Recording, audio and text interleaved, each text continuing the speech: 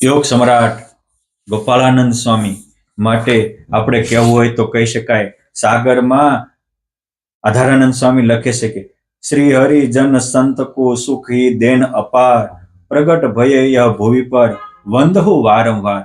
ભગવાન ને ભગવાનના સંતો લોકોને અપાર સુખ આપવા માટે ધરતી ઉપર પ્રગટ થયા છે, માટે હું એમને વારંવાર વંદન કરું છું. કરુણા, કૃપા, दयालुता जितनी कहावत जोई, ऐसे गुण अपार की मूर्ति बनी आई सोई. भगवान स्वामीनारायण અને યોગ સમ્રાટ ગોપાળાનંદ સ્વામી કેવા હતા તો કે કરુણા, કૃપા, દયાળુતા એની મૂર્તિ બની અને જાણે કે આવા અનેક ગુણની અપાર મૂર્તિ બનીને ધરતી ઉપર વિચરતા હોય એવા આ મહાસંત હતા. આવા સંતને આપણે લાખ લાખ વંદન કરીએ, અભિનંદન આપીએ તો પણ ઓછું છે. આ ગોપાળાનંદ સ્વામીના પ્રતાપથી સ્વામી અહીંયા નરસંડાની બાજુમાં નીકળ્યા અને ગોવિંદ પટેલ ક્રોધમાં આવી અને ગાડીને બટકું ભર્યું તો ગાડીના નાકો તો ન તૂટ્યું પણ દાંત તૂટી ગયા, આટલા ક્રોધી હતા.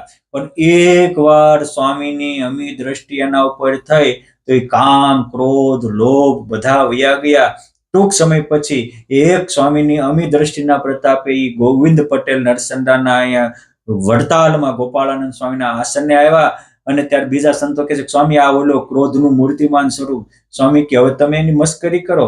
મસ્કરી કરી તો દંડવટ કરવા માંડ્યા અને પછી ગોવિંદ પટેલ ગોવિંદ ચરણદાસજી સ્વામી થયા. ગોપાળાનંદ સ્વામીના મંડળમાં રહેતા હતા અને એ ડંકો વગાડીને પુરુષોત્તમ નારાયણના પરમ ધામને પામ્યા હતા.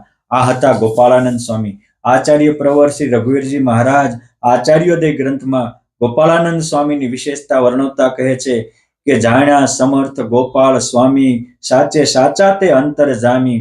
જાણે એ ભૂત ભવિષ્યની વાત, અહો એવી છે શક્તિ અઘાત. આ ગોપાળાનંદ સ્વામી ભૂત, ભવિષ્ય, વર્તમાન ત્રણેય કાળનું જાણનારા હતા. કોઈ આવીને સ્વામીને પૂછે શું થયું તો તરત સ્વામી કહેતા હતા સારંગપુરની બાજુમાં સમઢિયાળા ગામ છે અને સમઢિયાળા ગામના એક હીરાભાઈ અને બહુ વાવ આવે અને વાવ આવે ત્યારે જાણે કે દેહ પડોક પડશે આવી પરિસ્થિતિ થાય. એ વખતે હનુમાનજી મહારાજ કષ્ટભંજન દેવ એને દર્શન આપે, પાછા હોય એવી પરિસ્થિતિમાં આવી જાય. આવું જ થતું હતું. ત્યારે એકવાર એને પૂછ્યું હનુમાનજીને કે તમે અહીંયા આવો છો, મારે આમાં શાંતિ આપો છો, પરંતુ આ મને શા માટે દુઃખ આવે છે તો કહો. ત્યારે હનુમાનજી મહારાજ કહે છે કે તમે ગોપાળાનંદ સ્વામી તો આવે ને એને પૂછજો.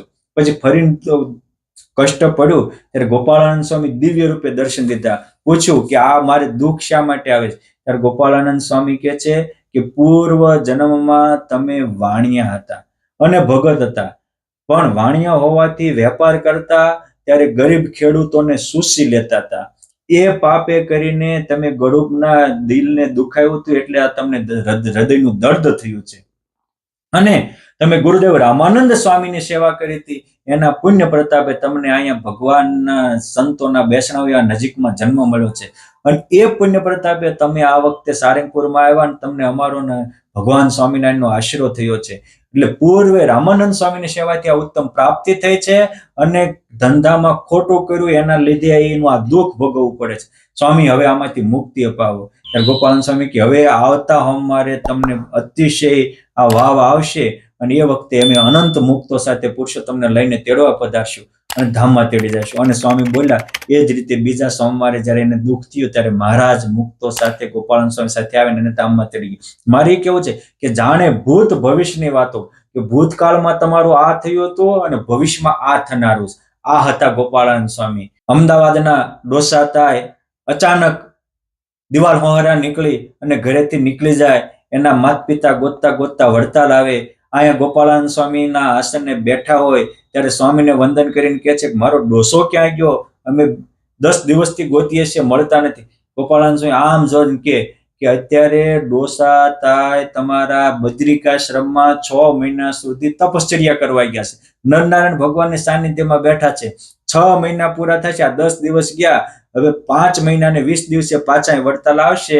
અહીંયા અમારા અને હરિકૃષ્ણ મહારાજના લક્ષ્મીનારાયણ દેવના દર્શન કરીને તમારા ઘરે હજી પાછા આ 6 મહિના ને 10મા દિવસે પહોંચશે, એટલે હજી તમારે 6 મહિના પછી તમારા ઘરે પહોંચશે. આ હતા ગોપાળાનંદ સ્વામી. આવો શા માટે હતું? તો કે એને ભગવાન સાથે એકાત્મતા વર્તતી હતી. એ અખંડ ભગવાનને કરતા માનતા. અરે દુશ્મનોનું પણ એ દિલમાં વિચારીને દયા કરતા હતા. આજે ઘણા તથાકથિત સાધુઓ હોય પણ એને ઈચ્છા પૂરતી ન થાય તો પોતે કરતા બનીને એને દંડ દેવા જ મંડી પડે, એને નેગેટિવ વગોવા મંડી પડે, એને બિચારાને મંદિર બાંધ્યું હોય તો મંદિરને આજીવિકા તોડ નાખે. આવા પણ મેં સાધુ જોયા છે. માટે આ કરતા બની જાય ત્યાં સાધુતા ન રહે, અને સાધુતા હોય તો એ અકર્તા હોય. ગોપાળાનંદ સ્વામી આટલું સામર્થ્ય જણાવતા તો કોઈ દી એનામાં હુંકાર નથી આવ્યો. કે છે કે જેના સેવક સંત છે એવા, અહો શ્રીજી મહારાજ હશે કેવા, સંતનો મહિમા સમજાય ત્યારે જ શ્રીજી સમર્થ જણાય. આ ગોપાળાનંદ સ્વામીનો મહિમા એટલે ગાવશું કે ભગવાન સ્વામિનારાયણ આપણે આમાંથી કાંઈક ઓળખી શકીએ. શ્રીજીનું પુરુષોત્તમપણું જેને પ્રગટ કર્યું અતિ ઘણું, એવા શ્રી ગોપાળાનંદ સ્વામી જેની યોગ કળામાં નહીં ખામી, જે કહ્યું છે વચનામૃતોમાં તેનો સાર વળી હરિજનોમાં, ગોપાળાનંદ સ્વામી વધતા જે મહામુનિ અક્ષર મૂર્તિ તે. આચાર્ય પ્રવર શ્રી અઘોરીજી મહારાજ ગોપાળાનંદ સ્વામીના આવો મહિમા ગાય છે. એની ભેગા રહેનારા એમ કે છે વચનામૃતનો સાર બોલતા હતા, અને ધરતી ઉપર સૌથી પહેલું પુરુષોત્તમપણું ગોપાળાનંદ સ્વામીએ પ્રગટ કર્યું છે. અને એટલે તો કે છે માટે આવા સંતના ચરિત્ર સુણવા જાણી પરમ પવિત્ર, હરિજનના ચરિત્ર છે જે ન ગમે જાણો નાસ્તિક તે. આવા ગોપાળાનંદ સ્વામીના જે ચરિત્રને ન ગમતા હોય તો એ ધરતી ઉપરનો નાસ્તિક સમજવો. માટે એવા નાસ્તિકથી આળગા રહી અને આવા મહાસંતને વંદના કરીએ. કૃષ્ણાનંદ સ્વામી શ્રી હરિચરિત્રમ અધ્યાય 64 પોતે કહે છે ગોપાળાનંદ સ્વામીનો ગુણ ગાતા કેવા હતા સંત? તો કે છે કે મહિમા જાણે મહારાજનો સર્વોપરી સુખ કંદ, અપાર ગુણે ઓપતા. જેનું નામ છે ગોપાળાનંદ, એક ગુણ નહીં. સ્વામી દયાની મૂર્તિ હતા, ક્ષમાની મૂર્તિ હતા, સાધુતાની મૂર્તિ હતા, પ્રેમની મૂર્તિ હતા, જ્ઞાનની મૂર્તિ હતા, કરુણાની મૂર્તિ હતા.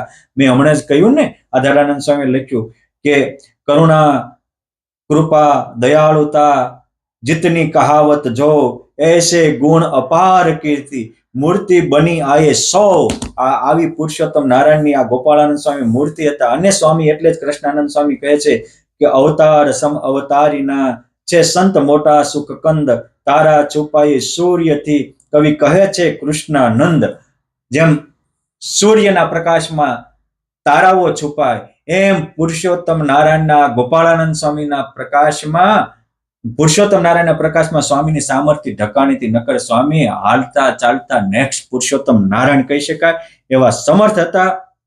અને એનું કારણ હતું કે પુરુષોત્તમ નારાયણની મૂર્તિને પોતાના આત્મામાં ધારતા હતા.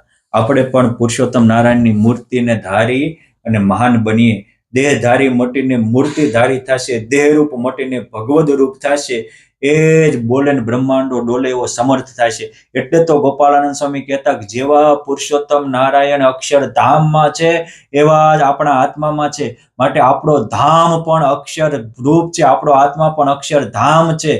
આવી રીતે જે સમજ છે એને તમામ દોષો જીતાઈ જશે. તત્કાળ એ સિદ્ધ દિશાને પામશે, તત્કાળ એ બ્રાહ્મી સ્થિતિને પામી અને સર્વ મનોરથ એના પુરુષોત્તમ નારાયણ પૂરા કરે એવો સમર્થ થશે.